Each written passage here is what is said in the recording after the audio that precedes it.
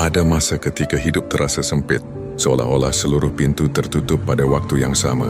Rezeki terasa jauh, hati terasa berat, harapan terasa jauh lebih rapuh daripada sebelumnya.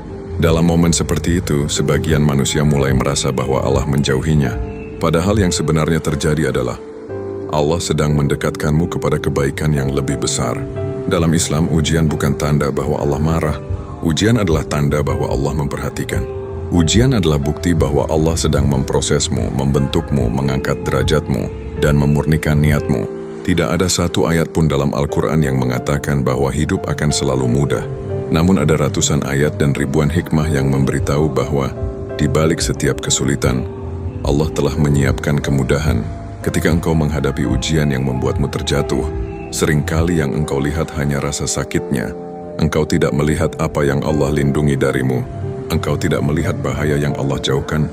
Engkau tidak melihat fitnah yang Allah selamatkan. Engkau tidak melihat betapa besar balasan yang Allah siapkan di balik kesabaranmu. Ujian itu seperti obat. Ia pahit tetapi menyembuhkan. Ia sempit tubuh mengejang, tetapi di baliknya ada pemulihan. Begitu pula ujian dalam hidupmu.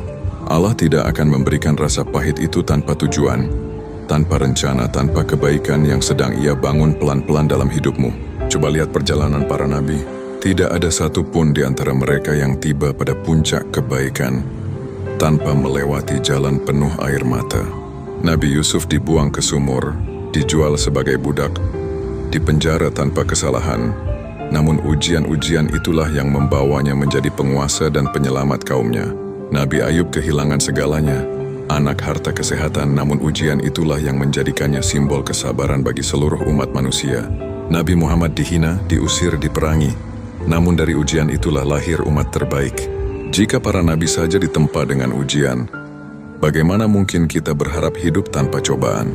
Namun ingatlah, di balik setiap ujian yang Allah berikan kepada hambanya selalu ada hadiah yang menunggu.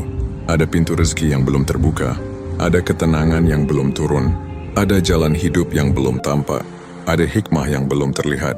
Ujian itu bukan untuk menjatuhkanmu, tetapi untuk mempersiapkanmu menerima sesuatu yang lebih besar.